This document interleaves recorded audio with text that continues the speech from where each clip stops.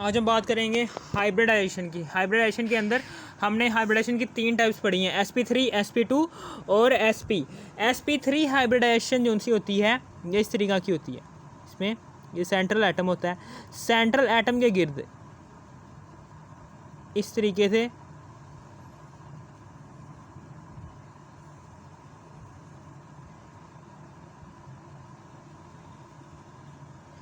ये होती है sp3 हाइब्रिडाइजेशन की शेप, ठीक है ना। टेट्राहीड्रल ज्योमेट्री होती है। sp3 की ज्योमेट्री क्या होती है? टेट्राहीड्रल। इसकी 3 एग्जांपल है। sp3 हाइब्रिडाइजेशन में हमने 3 एग्जांपल के थ्रू sp3 हाइब्रिडाइजेशन को एक्सप्लेन किया था। पहली एग्जांपल थी मीथेन। मीथेन की ज्योमेट्री थी टेट्राहीड्रल ज्योमेट्री।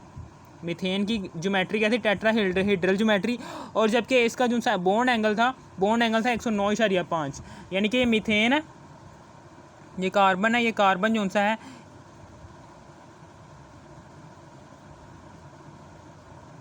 ये कार्बन है, ठीक है।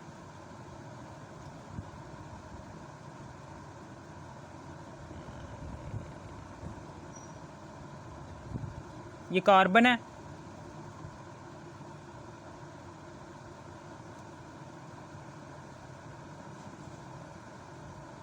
एक ये है, इस तरीके से है, ये कार्बन है, ठीक है ना। यहाँ पर अब हम क्या करेंगे, इधर ये कार्बन एलिमेंट के गिर्द 4 बॉन्ड पेयर्स हैं, ठीक है ना। और हमें पता है कि मीथेन जो सा होता है ना, मीथेन का होता है CH4। 4 हाइड्रोजन यहाँ पर लगेंगे, एक ये हाइड्रोजन इधर लग गया, एक यहाँ पर हाइड्रोजन लग जाएगा, एक यहाँ पर हाइड्रोजन लग जाएगा इस तरीके से, और इस तरीके से यहाँ पर भी हाइड्रोजन लग जाएगा। ये टेट्राहीड्रल ज्योमेट्री इसकी है मीथेन की। इसी तरीके से अमोनिया, अमोनिया की भी इसी तरीके से बनानी है। ये अमोनिया है, ये अमोनिया है, ठीक है ना। नाइट्रोजन के यहाँ पर अब हम क्या करेंगे, यहाँ पर अब हम नाइट्रोजन की बात करेंगे। नाइट्रोजन जो सा होता है, जिस नाइट्रोजन के वैलेंस शेल के अंदर एक इसका लोन पेयर होता है, ये अमोनिया है, अमोनिया, ठीक है ना। ये अमोनिया के अंदर नाइट्रोजन सेंट्रल एटम है। नाइट्रोजन के वैलेंस शेल के अंदर एक लोन पेयर होता है और बाकी के 3 इसके बॉन्ड्स इस तरीके से। नाइट्रोजन के वैलेंस शेल के अंदर 3 हाफ फिल्ड ऑर्बिटल होते हैं, इस तरीके से हाफ फिल्ड ऑर्बिटल होते हैं। और हर एक ऑर्बिटल के साथ हाइड्रोजन के 3 एटम्स के वैलेंस शेल में मौजूद s ऑर्बिटल ओवरलैपिंग हुई होती है। यह आ गया जी अमोनिया का स्ट्रक्चर, जो कि ट्राईएंगुलर पायरामिडल है, ठीक है ना। अमोनिया का स्ट्रक्चर कैसा है जी? ट्राईएंगुलर पायरामिडल, ठीक है ना। और जबकि यहाँ पर जो सा बॉन्ड एंगल बन रहा होता है ना, ये जो सा बॉन्ड एंगल बन रहा होता है वो बन रहा होता है 107.5 डिग्री का। इसी तरीके से ये जो सी शेप क्या है? Triangular pyramidal. इसकी शेप क्या है? इसकी शेप है अमोनिया के ट्राईएंगुलर पायरामिडल। इसी तरीके से यहाँ पर ये 109.5 डिग्री का एंगल बन रहा है, ठीक है ना। और यहाँ पर इसकी शेप क्या है? Tetrahedral geometry, tetrahedral geometry. और फिर इसी तरीके से यहाँ पर आगे है जी ऑक्सीजन है, ये ऑक्सीजन एटम है, ये ऑक्सीजन एटम है। ऑक्सीजन एटम के वैलेंस शेल के अंदर 2 लोन पेयर्स होते हैं, ठीक है ना। और इस तरीके से ये बैंड हुई होती है। यहाँ पर एक ये ऑक्सीजन के वैलेंस शेल के अंदर 2 लोन पेयर होते हैं और 2 ही हाफ फिल्ड बॉन्ड पेयर्स होते हैं, 2 ही हाफ फिल्ड ऑर्बिटल्स होते हैं। ये हाफ फिल्ड ऑर्बिटल जो से होते हैं, ये आगे ऑक्सीजन के वैलेंस शेल के अंदर 2 हाफ फिल्ड ऑर्बिटल अटैच्ड होते हैं हाइड्रोजन के वैलेंस शेल के अंदर मौजूद हाफ फिल्ड s ऑर्बिटल से, इस तरीके से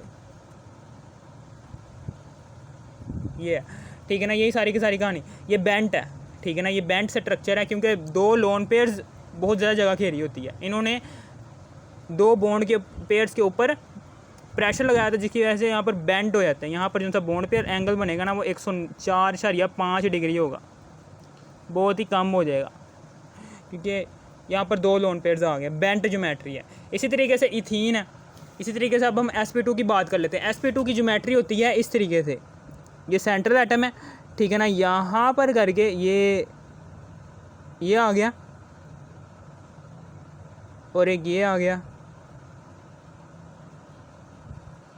इस तरीके से ज्योमेट्री होती है sp2 की, ठीक है ना, इस तरीके से ज्योमेट्री होती है sp2 की, ठीक है ना। यहाँ पर इथीन है, हम इथीन की एग्जांपल लेते हैं, ठीक है ना। इथीन है, sp2 हाइब्रिडाइजेशन को हमने एक्सप्लेन किया था थ्रू 2 एग्जाम्पल्स। इन 2 एग्जाम्पल्स के थ्रू हमने sp2 हाइब्रिडाइजेशन को एक्सप्लेन किया था। पहली एग्जाम्पल है जी इथीन की और दूसरी एग्जाम्पल है जी बोरॉन ट्राईफ्लोराइड की। इथीन की एग्जाम्पल जो सी है वो इस तरीके से है।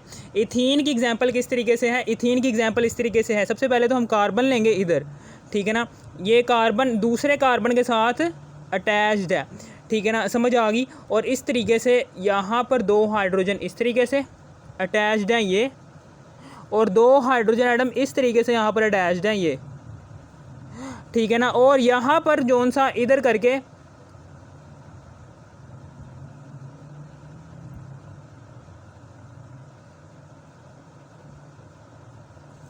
किडनी लाइक स्ट्रक्चर बन रहा होगा, इसको हम पाई बॉन्ड का नाम दे देंगे। ये क्या है, ये पाई बॉन्ड है, ठीक है ना। ये ऊपर क्या है, ये पाई बॉन्ड है, ये नीचे सिग्मा बॉन्ड है, ठीक है ना। ये भी 4 1 2 3 4 5 सिग्मा बॉन्ड है और 1 पाई बॉन्ड है, ठीक है ना। इस तरह से इसका जो सा बॉन्ड एंगल होता है वो होता है 120 डिग्री, ठीक है ना। इथीन है, इसका 120 डिग्री बॉन्ड एंगल है और इसकी ज्योमेट्री क्या है, ट्राई एंगुलर प्लेनर इथीन की। इसी तरीके से आगे बोरॉन ट्राईफ्लोराइड, sp2 हाइब्रिडाइजेशन की दूसरी वाली एग्जांपल है जी बोरॉन ट्राईफ्लोराइड। इसमें हमने क्या बात की थी, इसमें हमने ये बात की थी कि बोरॉन को हमने सेंट्रल एटम कहा था और ये बोरॉन एटम ये है, और इसी तरीके से ये इधर करके ये आ गया, और इसी तरीके से यहाँ पर भी इसी तरीके से ये है, ठीक है ना। यहाँ पर डंबल लाइक है, ये बोरॉन है, बोरॉन की मैं बात करने जा रहा हूँ। ये जो सा बोरॉन ट्राईफ्लोराइड है, बोरॉन ट्राईफ्लोराइड का स्ट्रक्चर ड्रॉ करने जा रहा हूँ। बोरॉन ट्राईफ्लोराइड के वैलेंस शेल के अंदर 2 हाफ फिल्ड ऑर्बिटल होते हैं। इसी तरीके से बोरॉन ट्राईफ्लोराइड की बात करने जा रहे हैं। बोरॉन जो सा होता है ना, ये बोरॉन है, ये बोरॉन जो सा होता है, इसके वैलेंस शेल के अंदर 3 हाफ फिल्ड ऑर्बिटल होते हैं। एक ये हाफ फिल्ड ऑर्बिटल है, एक इधर हाफ फील्ड ऑर्बिटल है इस तरीके से, और एक इधर हाफ फील्ड ऑर्बिटल है इस तरीके से। ये 3 हाफ फील्ड ऑर्बिटल हैं, ठीक है ना। इस हाफ फील्ड ऑर्बिटल के साथ बोरॉन एटम के वैलेंस शेल के अंदर 3 हाफ फील्ड ऑर्बिटल अटैच्ड होते हैं। 3 फ्लोरीन एटम्स के वैलेंस शेल में मौजूद, ठीक है ना, पी ऑर्बिटल के साथ, जो कि हाफ फील्ड होता है पी ऑर्बिटल के साथ, यानी कि इस तरीके से ये पी ऑर्बिटल आ गया जो कि फ्लोरीन एटम के वैलेंस शेल के अंदर मौजूद है, ये भी हाफ फील्ड होता है। इसी तरीके से एक और फ्लोरीन एटम आ गया जिसके वैलेंस शेल के अंदर एक पी ऑर्बिटल हाफ फील्ड है। इसी तरीके से एक और फ्लोरीन एटम आ गया जिसके वैलेंस शेल के अंदर एक और हाफ फील्ड ऑर्बिटल है, ठीक है ना। ये है जी, ये बोरॉन एटम का स्ट्रक्चर है, ठीक है ना। बोरॉन इस तरीके से, ये जो सा एंगल बन रहा है ना, बॉन्ड पेयर बॉन्ड एंगल बन रहा है जी 120 डिग्री, और इसकी शेप क्या है, ट्राई एंगुलर प्लेनर। इसकी शेप क्या है, ट्राई एंगुलर प्लेनर है, इसकी शेप क्या है, ट्राई एंगुलर प्लेनर। फिर इसी तरीके से हमने sp हाइब्रिडाइजेशन की एग्जांपल लेनी है। sp हाइब्रिडाइजेशन में को हमने एक्सप्लेन किया था 2 एग्जांपल्स के थ्रू, एक इथाइन है और एक बेरिलियम क्लोराइड है। sp हाइब्रिडाइजेशन को हमने इथाइन और बेरिलियम क्लोराइड की एग्जांपल्स के थ्रू एक्सप्लेन किया था। सबसे पहले तो हम इथाइन की बात करते हैं। इथाइन जो सा होता है ना, इथाइन में क्या होता है, इथाइन में एक कार्बन एटम, ये एक कार्बन एटम है, ठीक है ना, ये दूसरा वाला कार्बन एटम है, ठीक है ना। ये अटैच होते हैं, एक कार्बन एटम एक हाइड्रोजन एटम के साथ, और ये दूसरा वाला कार्बन एटम दूसरे वाला हाइड्रोजन एटम के साथ, और यहाँ पर करके 2 सिग्मा बॉन्ड होते हैं, 2 पाई बॉन्ड होते हैं, 3 सिग्मा बॉन्ड हैं और 2 पाई बॉन्ड्स हैं इस तरीके से।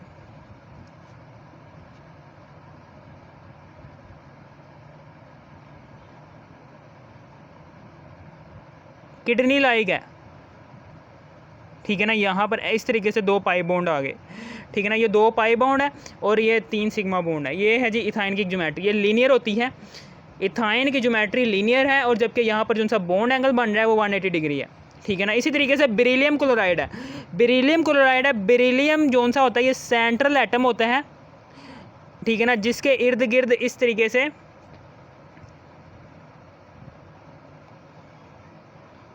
बेरिलियम एटम है, सेंट्रल एटम है। बेरिलियम क्या है, ये सेंट्रल एटम है, और जो सा क्लोरीन है, क्लोरीन बेरिलियम एटम के वैलेंस शेल के अंदर 2 हाफ फील्ड ऑर्बिटल होते हैं जो कि अटैच्ड होते हैं क्लोरीन एटम के वैलेंस शेल में मौजूद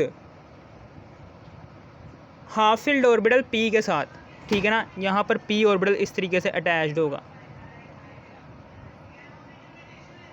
और एक यहाँ पर भी p ऑर्बिटल इस तरह से अटैच्ड होगा, ठीक है ना। समझ आ गई। यहाँ पर ये लीनियर ज्योमेट्री है। ये कौन सी ज्योमेट्री है? लीनियर। यहाँ पर जो सा एंगल बन रहा है ना, ये जो सा एंगल बन रहा है वो 180 डिग्री बन रहा है। ये लीनियर ज्योमेट्री। बेरिलियम क्लोराइड की ज्योमेट्री क्या है? लीनियर। यहाँ पर ये जो सा बेरिलियम है, इसके इर्द गिर्द कौन से एटम्स लगे हुए हैं? 2 क्लोरीन के एटम्स लगे हुए हैं, यानी कि इस तरीके से है। ये बेरिलियम है, बेरिलियम के इस तरफ भी क्लोरीन लगा हुआ है, इस तरफ भी क्लोरीन लगा हुआ है, और यहाँ पर ये लीनियर ज्योमेट्री है और इसका बॉन्ड एंगल क्या है? 180 डिग्री, ठीक है ना। यहाँ पर अब हमने sp हाइब्रिडेशन की बात करेंगे ना।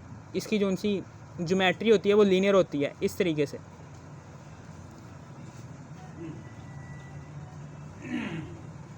इस तरीके से लीनियर ज्योमेट्री होती है, ठीक है ना। हमने sp3 हाइब्रिडेशन को एक्सप्लेन कर दिया थ्रू इसकी एग्जांपल्स के थ्रू। इसी तरीके से sp2 हाइब्रिडेशन को हमने एक्सप्लेन कर दिया इसकी एग्जांपल के थ्रू। sp हाइब्रिडेशन को हमने एक्सप्लेन कर दिया इसकी एग्जांपल्स के थ्रू, ठीक है ना। समझ आ गई।